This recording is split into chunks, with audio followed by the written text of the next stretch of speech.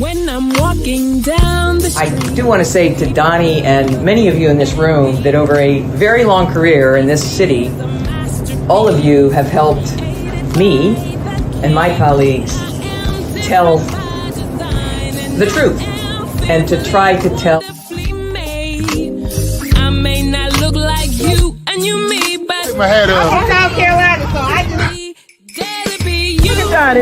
What does this event mean to you, Miss Peggy Moss? Oh, my heart. Happy 20th anniversary.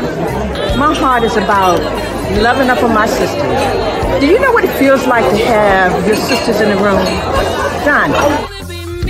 And dare to be different and unique. I'm gonna be the best me I can be by letting His glory shine through. I am beautiful, I am blessed, but not just what you see in the flesh. I'm free from people, free from myself. There's a the doctor lived next door to the janitor, to the reverend, and the lawyer. We were together. Now we get so high and mighty that you create stress for your society because you don't like poor black folks either. That's a health problem. Get yourself together so I can stop being taking care of geriatric people and get back to pediatrics. I thank you, Doni, for all you've done. Let's keep doing it all the more. letting His glory shine through. Dare to be you, dare to be me, dare to be different and unique. I'm gonna be the best me I can be by letting His glory shine through. And I dare you, I dare you, I dare you to be you. Good morning. First name's Doni, last name's Glover, in it to win it for the long haul. Baby! It's a beautiful day in the neighborhood. I hope you get a chance to go outside. I understand there's some wind advisories in the Baltimore and the greater Baltimore area. Today's guest, interesting in the song, Dr. Thurman Zollicoffer, it always catches my ear. He talks about how we don't like poor black people. This is a black show. This is Black USA. But Adam is talking about how other people don't like black people at all.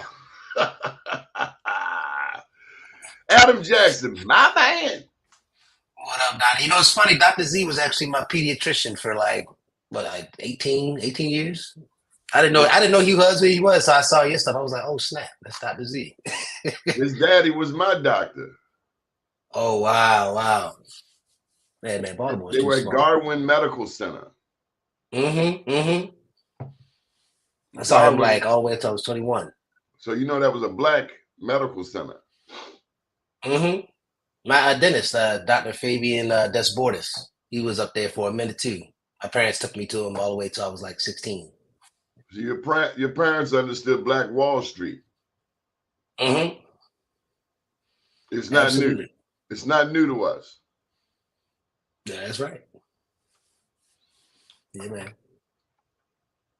Adam, a couple of years ago, I counted the number of hours that I'll call them legacy television stations, 13, 11, 2.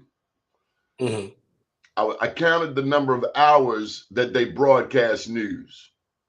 I think roughly they started at 5 a.m.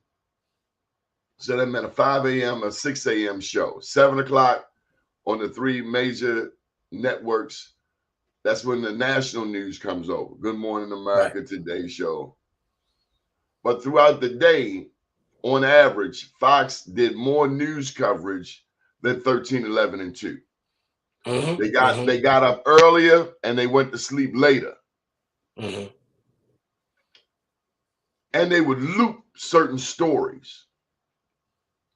Meaning like you feel like you have seen this story forever, and it may have only been a day and a half, but it's been in that news loop because some of us are news junkies. We wouldn't change the channel if we could. We just want to see what's going on. And it's fueled a certain thing inside of us that we may not understand, but you understand it. My media professor understood it over at Coppin. The very first thing they had us watch and I'm about to pass you the ball, was The Birth of a Nation. Mm-hmm. The Birth of a Nation, I believe, was 1917, filmed by D.W. Griffith. Mm-hmm. And it had all of these negative stereotypes of black people. Big eyes, big lips, scared. Mm-hmm. And these stereotypes we still face today. When I see a billionaire, Jay-Z's a billionaire, right? Mm-hmm. Yep. When I see a billionaire on television asking why this group, I got one right here somewhere. Why this group,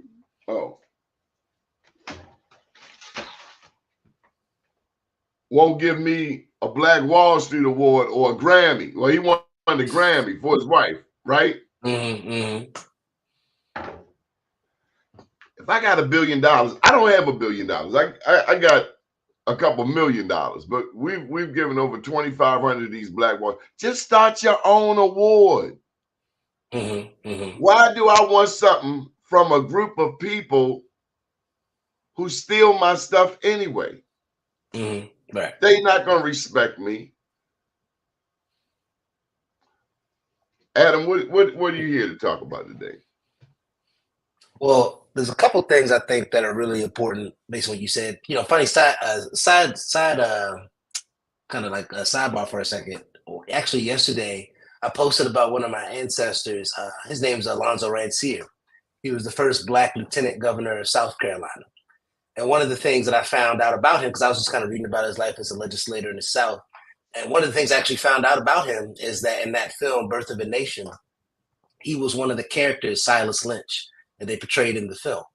And in that movie, to your point, it was this portrayal of this big, kind of aggressive, rapist kind of like dude who was like, subjecting white people to Negro rule and was like taking over the South. And this was like a response to like Reconstruction. And so for me, when you talk about narrative, story, how Black people are portrayed in media, for me, it's really personal. Because that in my own family lineage, someone who, for all intents and purposes, was a prominent Black person in politics in the South, even them, they were portrayed in that light in Birth of a Nation. And then because of that, and because of, white people's reaction to Reconstruction, one of the things that Booker T. Washington said in his book, Up From Slavery, he actually talked about an encounter that he had with my ancestor, where he said that he was walking around in with Charleston, South Carolina, and he heard some white people saying, pick up those bricks, governor. So like some brick masons saying, pick up those bricks, governor. And Booker T. Washington was confused. He was like, why are you calling that Black person governor?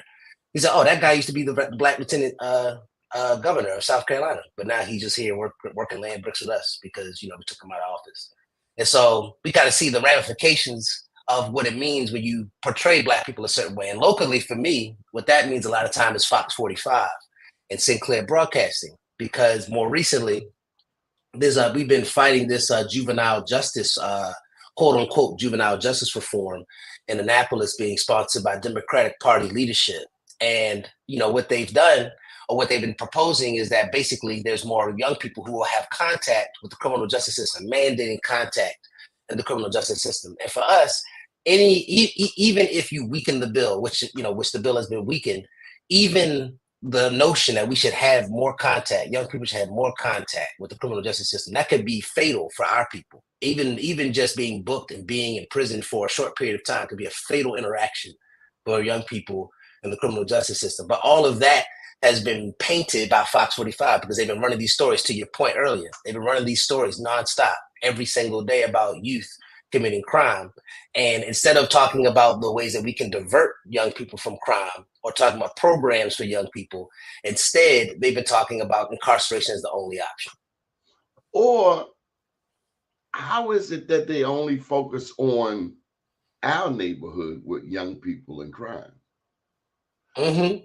Or if you look at my neighborhood, if you look at Sandtown, mm-hmm.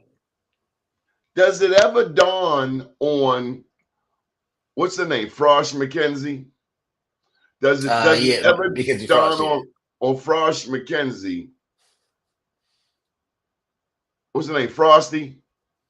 Does it ever dawn on Frosty McKenzie that wow, Sandtown doesn't have a recreation center? And then does it ever dawn on Frosty McKenzie how the recreation center saved a lot of black people's lives? From what? Crime, selling dope, getting shot, shooting somebody. It was your home away from home for generations. So when your neighborhood doesn't have a recreation center, it doesn't have a release valve. And then you put something as idiotic as single lane traffic through North Avenue, through the majority of West North Avenue. And East Baltimore's got a big tote of it too. So all across North Avenue, where it used to be 2 and 3 lanes of traffic, now you got single lane traffic. I don't know about you, Adam, but after traversing that swath of land, single lane, I'm angry. I get off of there and I'm angry. I don't even know why I'm angry. I'm just angry. How could my city be so stupid? Yeah, I've heard the same exact kind of criticism from Gwynns Falls. They've now added bike lanes, and now there's single lane traffic on Gwynns Falls too. I think a large part of the problem, as far as I'm concerned, is that for Black people, what happens is these media platforms and specifically Sinclair and Fox, what they do is they harness the worst tendencies of our community and then they put them on display out of context. So what happens is, you have Black people who are frustrated with crime, for example. We're frustrated with crime, and people actually have had real experiences. People have been robbed, people have their car jacked, had their cars taken away from them. And so, people's genuine frustration about crime and public safety, is important. But then what happens is Fox tracks down people in our community. They get them to say the worst versions of things on air. And then it gets proposed to us like you either want more police or less police. You want more accountability or less accountability. And the only choices that we think we have are like more tough on crime stuff, tough on crime legislation and stuff like that. So they propose like a false choice. We pick the false choice, and then they sell it back to us as if it's what we want. When in reality, when you talk to Black people, it's like it's more diverse than that. I gotta pose this to you, Adam, and I don't even really know your take on it. Fox was behind this term limit legislation. They paid for red, black, and green signs to be in the Black neighborhood, in the Black community. Doc Cheatham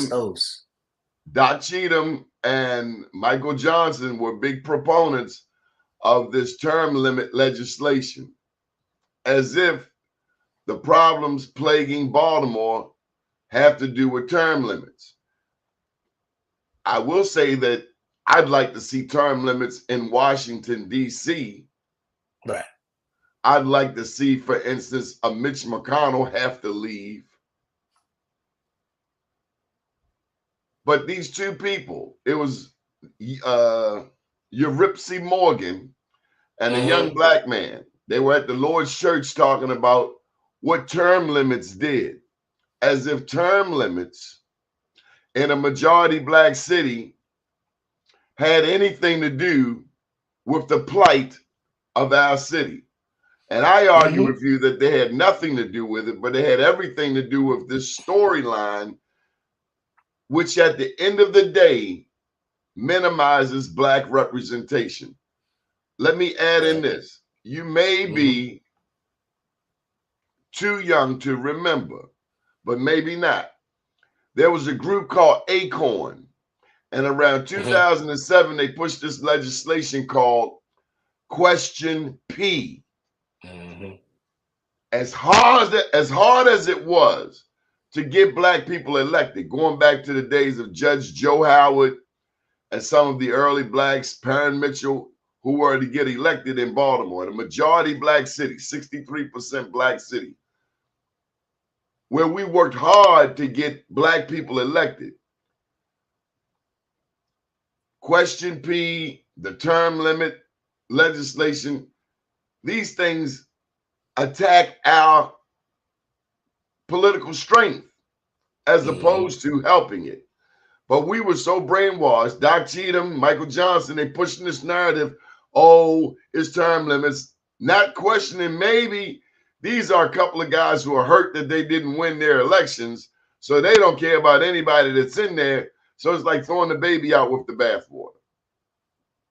Yeah, I mean, I would say I actually agree with you a lot on that front. I think that there's a short-sightedness in a lot of this legislation that's going up, because I think what people don't understand is that when you impose term limits and the thing is, like, you can have both. Like, should there be a limitation on how long a person should serve in public office?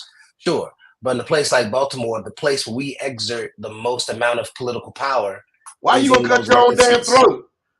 Exactly. And people don't, and the thing is, you, like, to your point, like having one bill to pass that you didn't want to pass, or you didn't win that particular election, not even just with those two brothers, but just people in general.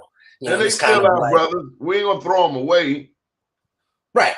And the thing is, there's lots of, people do things for different reasons, but ultimately, to your point though, saying that we shouldn't, saying like all this legislation about decreasing, like having the city council, term limits, like all this kind of progressive legislation, it leaves out the fact that historically black people, this is how we've exerted power. This is how, and the thing is, working class black people here, like, while we may be excluded from the corporate sector, the nonprofit sector, the philanthropy, and electoral politics, that's where we exert the most power because of the population and because of the electorate, which is mostly black folks.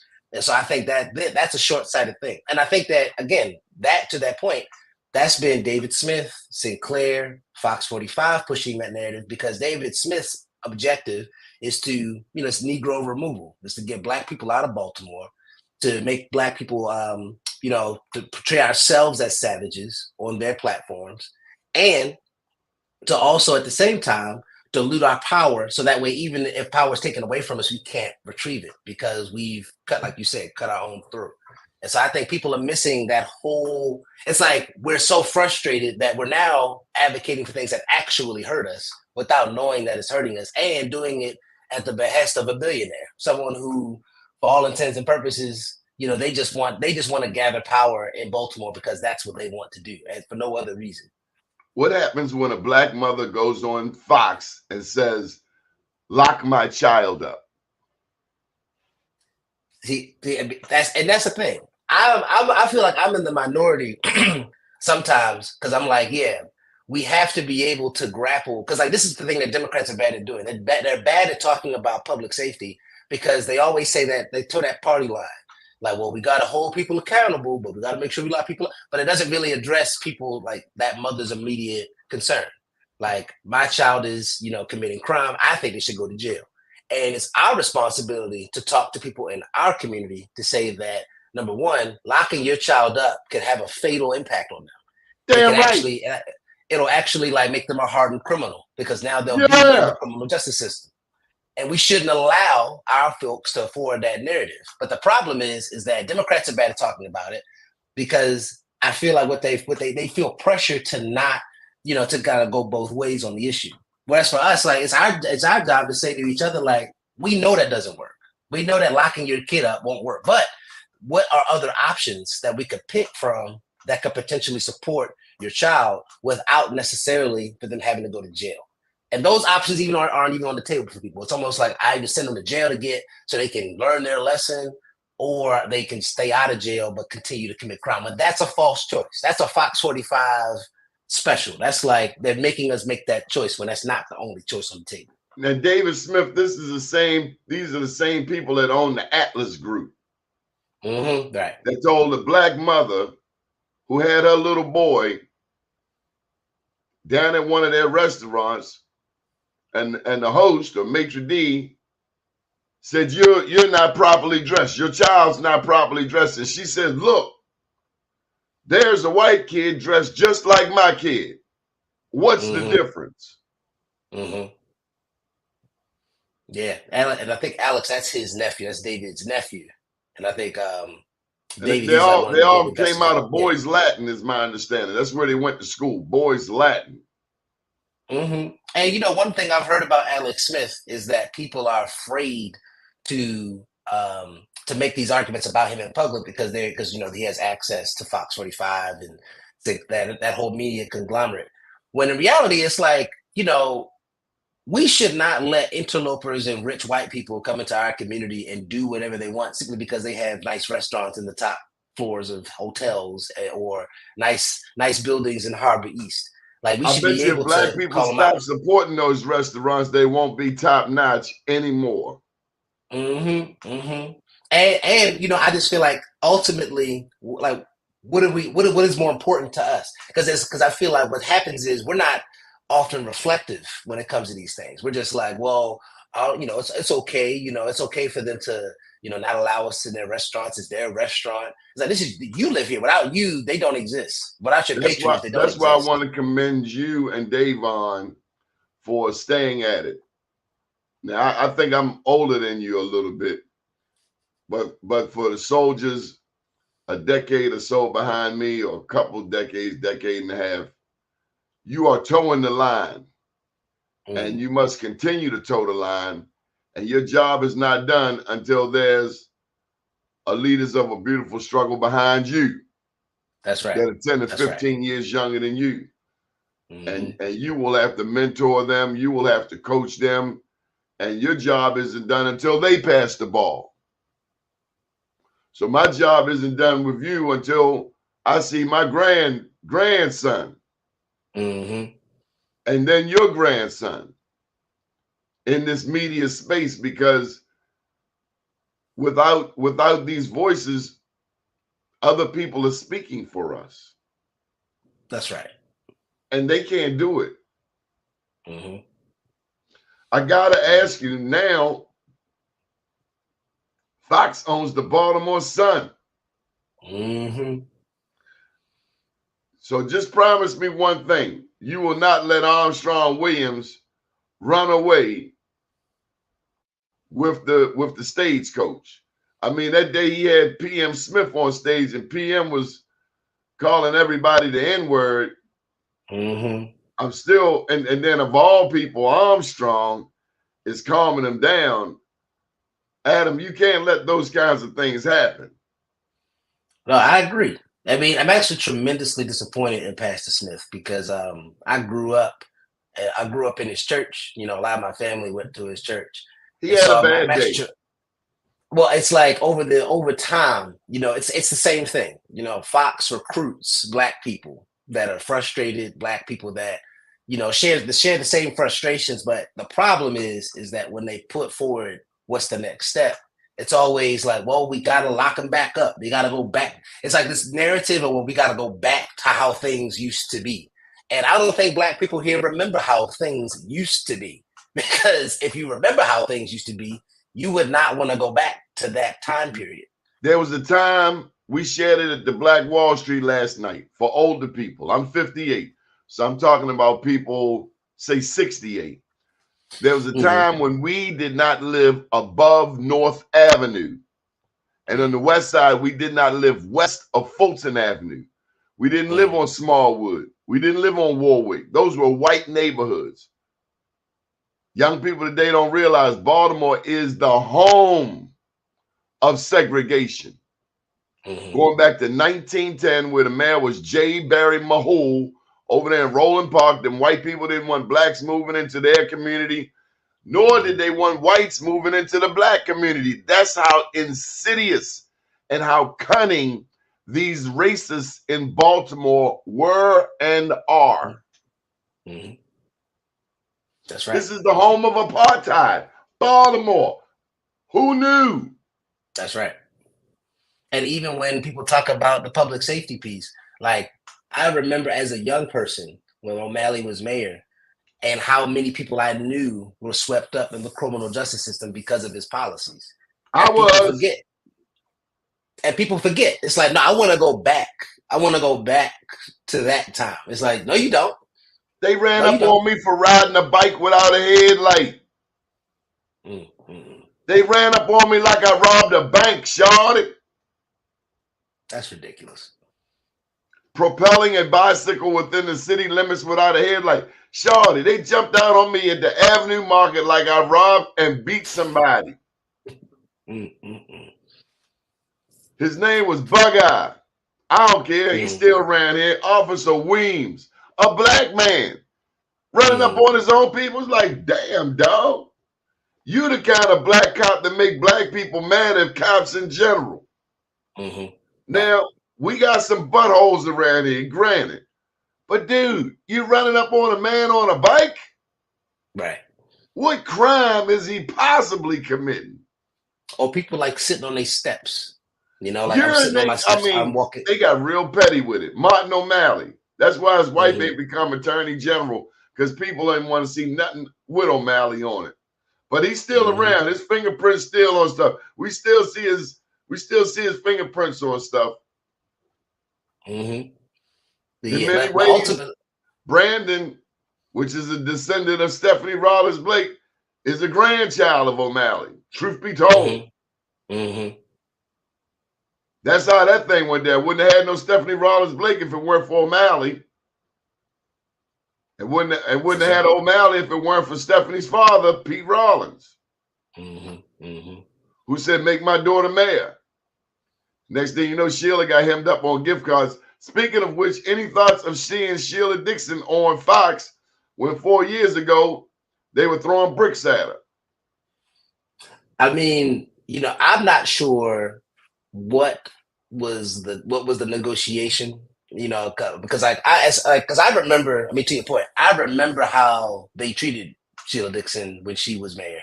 And then after the allegations came out, like how they, you know, raked her across the coals. So I was pretty shocked when I saw that, like, oh, Fox 45 is essentially endorsing, and Sinclair Broadcasting is endorsing and giving her money. And Theroux was nowhere in the picture. Right. Exactly. So for me, it was like actually, like I was like really confused. And so I'm actually, you know, super suspicious about what that means for what she's giving up in her, what if she became mayor, if she be, what would she be giving up? I know that at this point, at least $100,000 or $133,000 has been given to her campaign by David Smith and his associates. So I have, like everybody else, I have questions. And Theroux Vignaraja, you know, is a plant. You know, he's a plant from Fox 45 and Sinclair Broadcasting. I'm not sure why he's running, but ultimately, these are candidates at this point. You know, when I see the policies that David Smith is advancing, I see the candidates that he's supporting. He's even at I think like last week, there was an article put out where he talked about how he controls the state legislature and said that he's got polls out on Senator Bill Ferguson and Speaker Adrian Jones, and how, you know, when he saw polls on their positions on things, and how he made them back down when Mackenzie Frost, you know, confronted Speaker Jones, and how she changed her position on juvenile justice because Mackenzie Frost popped up and started putting a microphone in her face, and then the next day she changed her position. Because he says he's plugged in, because he said he's, quote, plugged into Annapolis and the administration. So what that tells me is like, you telegraphing your moves. I know what you're doing. You're already talking to people who you see as allies in the administration and in Annapolis. You're using that as an opportunity to track people down, to make Black people, to paint Black people as corrupt. And now you have a political objective of making sure that you can push these people out of office. But no one's criticizing them openly. Typically, what people say about David Smith is just that, well, he's racist and Fox is racist, which is an incomplete criticism. It's like, it's not just about racism, like him being racist and not liking Black people. His media platform is organized against the Black community. It's actually a war with political propaganda on Black people. So people like Sheila, I see her as tool. I see her as a tool of David Smith. You know, people like Theroux as tools of David. I know you got to go, but what about Armstrong Williams? Armstrong Williams is another tool. I mean, actually, I don't know if you saw. I could actually pull up the video here if you want me to. He had that interview with Armstrong Williams about Fox 45 because Davon, for folks who don't know, Davon Love is part of LBS as well, and so he went on an interview with Armstrong Williams to talk about rites of passage in Baltimore, like how to prevent Black boys from getting involved in negative things in our community, how we can support them through certain spiritual and cultural practices. But Dave, on the first after the first question, he was criticizing him for the platform, like Sinclair, advancing these racist narratives about black people. And what I didn't like about it was that Armstrong Williams' response was just real, like, well, is it just media? Like it was just like this punk out response to, like, it's like you're a part of it. It's you, like you're the person on TV saying these things. You're the person writing the stories. It's not like you're just a passive employee. Like you are co-owner of the Sun, you on Fox 45 every single day. So it's like you're part of the reason, you're part of the problem. And he didn't admit to it. And the thing is, I don't know what he thinks about black people personally. I don't know if he loves black people or not, or if he's self-hating or not. What I do know is that he's a big part of the problem, and that he's a tool and a shill of David Smith and Sinclair. And that, we should be attacking him. We should be treating him like an enemy, like we're treating the rest of them. Because that's how he carries himself. Sounds like a sellout to me. Thank God for black media. Tell them how people can follow you, Adam. I realize you got to go. We don't want to rob your time, but how can people follow you and stay in touch with you, getting all of those good things? If you want to follow my organization, Leaders of the Beautiful Struggle, you can go to our website at www.lbsbaltimore.com. You can follow me on social media at Smart Black Man, Facebook, Twitter, Instagram. You want to reach out to me, my email is adam@lbsbaltimore.com. Good deal. Adam, thank you for joining us this morning. Keep hope alive. Yes, sir. Appreciate you, Doni. Yes, sir. Got a couple of comments we're going to share with you, and then we're going to get on up out of here. It's from Dale Wallace. Fox 45 is endorsing Sheila because she will speak out against Brandon Scott now. Remember, she endorsed Brandon Scott when he became mayor. Yes, why? We do remember that. That's why Hogan can't be a senator. I'm not following you on that, Dale Wallace. And the Baltimore Banner has been going at the new owners of the Baltimore Sun strong over the past few weeks. The Baltimore Banner, have they really earned our respect? They're the new kid on the block. We've seen their political endorsements. Are they any better, Byron Deese? Do check out your black media in Baltimore, including the Baltimore Times, the Baltimore Afro, and of course, BeMoreNews.com. BeMoreNews.com is currently undergoing a transformation. We're bringing in AI to the network, and we will be promoting a brand new portal, BeMore.news. Frank Johnson is reminding us to have you follow us on social media. And as Charles Robinson would have me promote Unapologetically Black, Donnie Glover autobiography. We talk about the interrelationship of politics and economics. Now, Dale, you have gone too far. Let me help you out. Both Ehrlich and Hogan put more money, and my second book, I Am Black Wall Street, both available on Amazon and Barnes and Noble. Actually, Dale, it's Democrats who have done less for Baltimore City than Hogan. When I look at West North Avenue and Freddie Gray and all of these Democratic elected officials who showed up at Penn North, and not a damn thing has happened at Penn North since then, since 2015, man, have several seats. Coppin got more money from Ehrlich than it ever got from all of the Democrats combined, Dale Wallace. I thought you would know that. I promise you I will. But Coppin, Dale Wallace, got more money from Ehrlich, expanded from Baker Street all the way to Gwynns Falls. That never happened. And I love Pete Rollins, but Pete Rollins didn't do a lot by Coppin. If you've not been to Morgan, Morgan has gotten a lot of money from Democrats and Republicans as of late. And both of those campuses look really well. Do inboxes, Donnie at BeMoreNews.com, or you can just call me 443-858-2684. Thank you to all of the advertisers to keep this going. Frank Johnson, we really have to get you and get this show back on television. That's what I think. Frank, we've let you do the family thing, but it's time, we let your little babies grow up, but it's time to get you back in the fold. We need to be back on television. And that's a plug for the future Donnie Glover show. Frank put our first show on television, And I think it's about time that we get back to it.